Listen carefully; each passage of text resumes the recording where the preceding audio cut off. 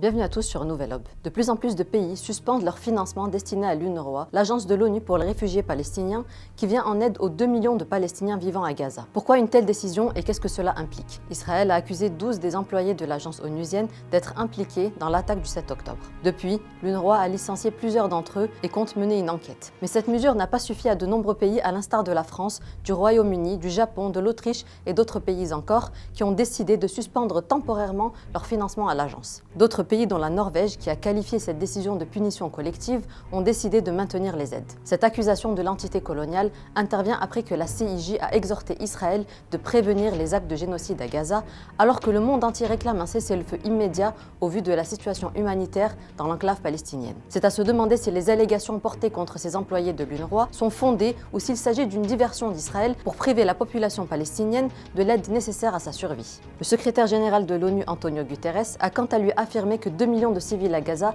dépendent de l'aide critique de l'UNRWA pour leur survie au quotidien, mais le financement actuel de l'UNRWA ne lui permettra pas de répondre à tous les besoins en février, exhortant par la même occasion la communauté internationale à garantir la continuité de ses opérations. Il a également rappelé que 150 employés de l'agence ont été tués dans les bombardements israéliens sur l'enclave palestinienne depuis le début des hostilités. Israël a-t-il trouvé un nouveau moyen de continuer le génocide en cours à Gaza sans risquer les sanctions de la communauté internationale? Depuis le début de la guerre contre Gaza, Israël a accusé les employés de l'UNRWA de travailler pour le Hamas dans ce qui a été considéré comme une justification préalable pour frapper les écoles et les établissements de l'organisation qui abritent majoritairement des femmes et des enfants. Merci et à bientôt sur Nouvelle Aube.